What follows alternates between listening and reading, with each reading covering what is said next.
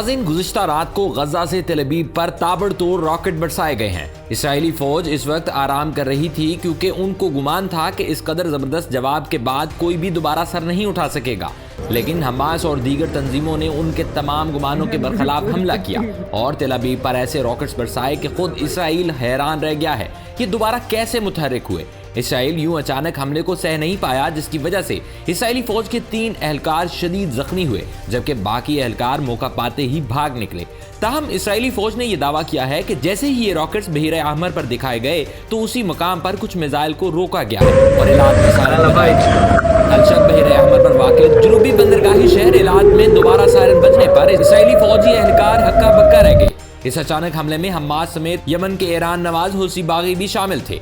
ईरानी Houthi बागियों ने न सिर्फ हमला किया बल्कि वो इमारत जो अब तक जंग के असरात से महफूज थी और जहां इसराइली फौजी तमाम तर मंसूबाबंदी कर रहे थे, वहां भी रॉकेट दागे, जिसकी वजह से इसराइली फौजी निजाम तबाह होने के साथ साथ राबता भी मुनक़ता हो गया। लेकिन नाज़रीन, हालात अब भी फलस्तीनियों के लिए साजगार नहीं है। गजा में बमों की बरसात के बाद मूसलाधार बारिश ने भी कहर ढाया हुआ है। बमबारी के आदी हो चुके गजा के फलस्तीनी शहरियों की आंख मंगल को बारिश से खुली। गजा में बारिश के बाद सैलाबी सूरत हाल पैदा हो गई है। बारिश ने सैलाबी पानी को कीचड़ में तब्दील कर दिया है। इस सूरत हाल ने बेघर फलस्तीनियों की परेशानी में मजीद इजाफा कर दिया है। बारिश का पानी खैमों में दाखिल हो गया है। इसराइली बमबारी के मुतासरीन का तमाम सामान भीग गया है और इनके लिए अब आसमान भी साया नहीं बन रहा। ईंधन की अदम दस्तयाबी के बायस सर्द मौसम में गर्माइश हासिल करने के लिए भी कोई सबील न रही।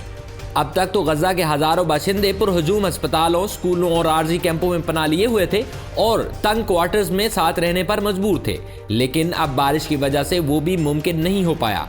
खवातीन और बच्चे खुद को गर्म रखने के लिए जिद्दोजहद कर रहे हैं, जिनका सामान जनूब की तरफ जाने या उनके घरों पर इसराइली गोलाबारी से ज़ाया हो गया है। रफा क्रॉसिंग बॉर्डर से आने वाली इमदाद अंदरूनी तौर पर बेघर होने वालों के लिए वाहिद सहारा है, लेकिन दूसरी जानिब बारिश का फायदा ये हुआ है कि गजा में मैसूर आवाम को पीने और इस्तेमाल के लिए पानी नसीब हो गया है। लोगों ने बारिश का पानी जखीरा करना शुरू कर दिया है। साथ ही बारिश के बायस इसराइली बमबारी में भी वक्फा कर दिया गया है, जिसकी वजह से बच्चे बेखौफ गजा की सड़कों पर बारिश से लुत्फ अंदोज हो रहे हैं। नाज़रीन, गजा के बाहर भी इसराइल और फलस्तीन के हवाले से सियासी महाज खासा गर्म नजर आ रहा है।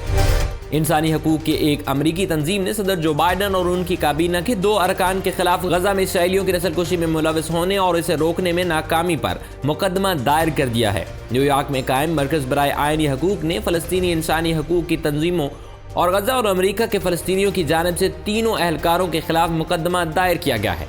अमरीकी सदर जो बाइडन, सेक्रेटरी खारजा एंटोनी ब्लिंकन और सेक्रेटरी दिफा अलाइड ऑस्टिन के खिलाफ शिकायत में कहा गया है कि वो गजा में फलस्तीनी अवाम की नस्लकुशी को रोकने में न सिर्फ नाकाम हो रहे हैं बल्कि इसराइली हुकूमत को गैर मशरूत फौजी और सफारती हिमायत फराहम करने का सिलसिला जारी रखने, फौजी हिकमत अमली पर करीबी राब्ताकारी, इसराइल के बेदरीग और बेमिसाल बमबारी मुहिम और गजा का मुकम्मल मुहासरा रोकने के लिए बैनुल अक़वामी बरादरी की कोशिशों को कमजोर करके संगीन जराइम को आगे बढ़ाने में मदद फराहम कर रही है। CCR ने नस्लकुशी के कई सरकर्दा कानूनी महक़क़ीन और मर्रख़ीन बशमूल विलियम शहबाज का भी हवाला दिया, जिन्होंने इसराइली हुकूमत की हर्जा सराई और फौजी रद्द-ए-अमल को नस्लकुशी के अलामात के तौर पर बयान किया। CCR ने कहा कि सदर ब्लिंकन और लाइड ने तब से इसराइल को $14.1 बिलियन का इजाफी फौजी हार्डवेयर फराहम करने, तैयारा बरदार बहरी जंगी ग्रुपों की तैनाती और इसराइल के दिफा में मदद के लिए अहित्ता में अमरीकी अफवाज की तादाद में इजाफे करने के लिए कांग्रेस से मंजूरी तलब की है, जो कि मजीद खतरात पैदा कर रहा है।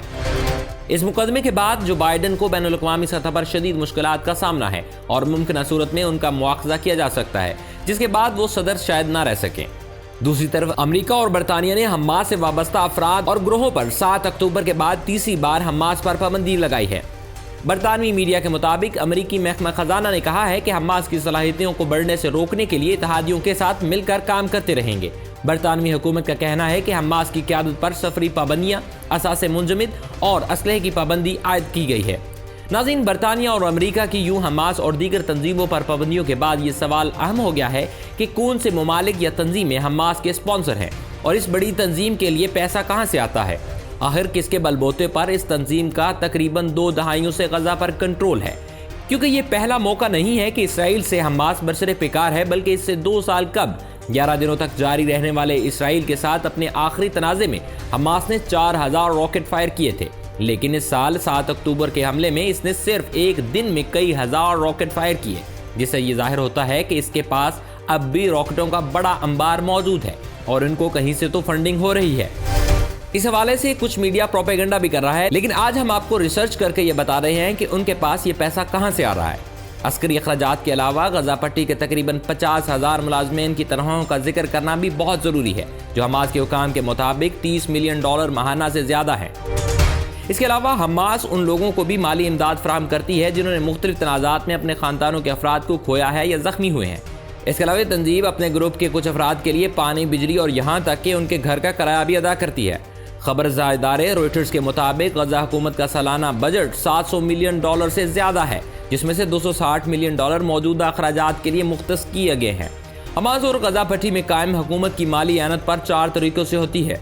कुछ तो दूसरी हुकूमतों की मदद से उनकी इमदाद होती है, शहरियों और खैराती इदारों से इन्हें तावन मिलता है, क्रिप्टो करेंसी मार्केट में काम करके कुछ पैसे इन्हें हासिल होते हैं और मुख्तलिफ ममालिक में सरमायाकारी से भी इन्हें पैसे आते हैं। नाज़रीन, हमास के अहम तरीन माली और सियासी हामियों में से एक कतर है।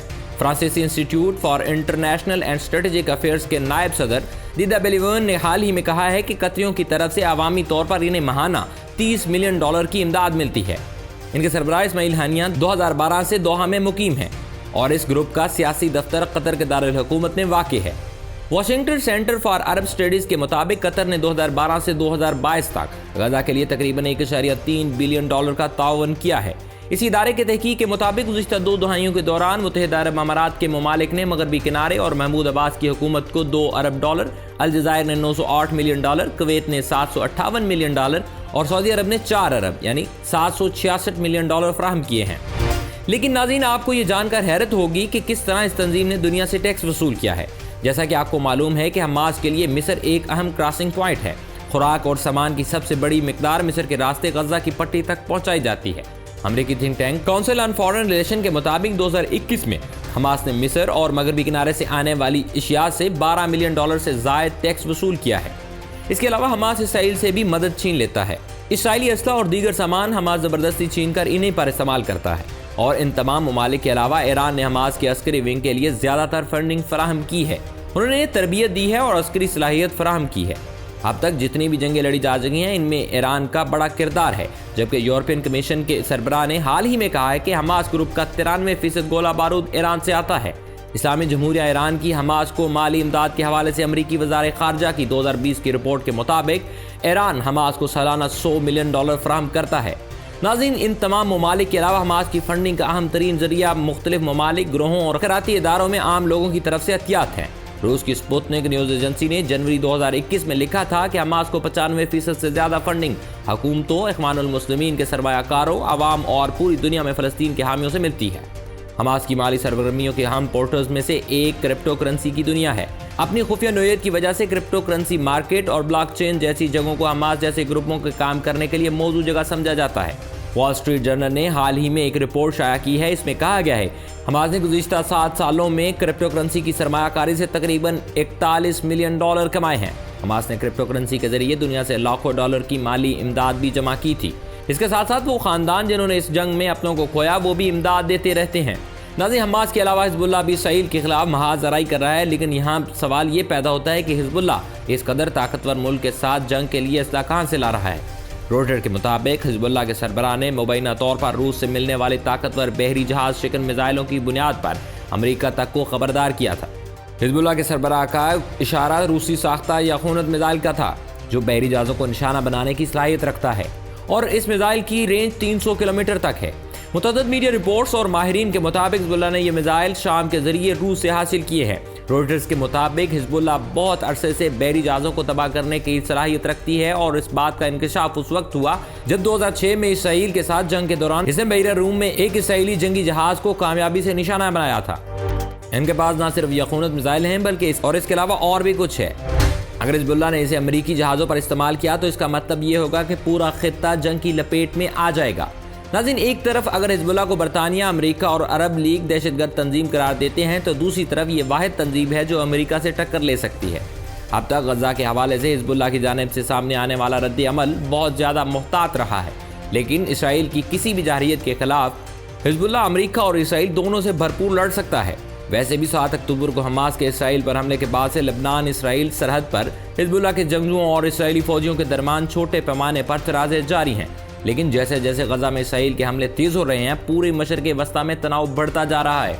हिजबुल्लाह के सरबराह हसन नसरुल्लाह बार बार खबरदार करते रहे हैं कि लबनान में हर शहरी की मौत का मतलब सरहद के दूसरी जानिब इसराइल में एक जिंदगी होगी।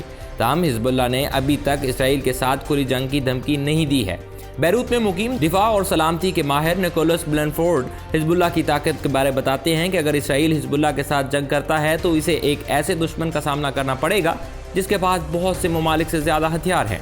एक अंदाज़ा के मुताबिक हिजबुल्लाह के जंगजुओं की तादाद 60,000 के आसपास है, जबकि इसके रॉकेटों और मिसाइलों का ज़खीरा भी लाखों में है। निकोलस ने कहा कि अगर हिजबुल्लाह और इसराइल के दरमियान जंग छिड़ जाती है तो गजा में जो कुछ हो रहा है वो बहुत मामूली लगेगा। इसराइल में फ़ज़ाई और समंदरी ट्रैफिक को रोक दिया जाएगा। हिजबुल्लाह के गाइडेड मिसाइल इसराइल में किसी भी जगह को निशाना बना सकते हैं। अब तक हिजबुल्लाह बुनियादी तौर पर इसराइली फौजी अड्डों को निशाना बनाती रही है, लेकिन मजमूई तौर पर अगर हिजबुल्लाह ने इरादा कर लिया तो हालात बहुत ज़्यादा खतरनाक हो सकते हैं।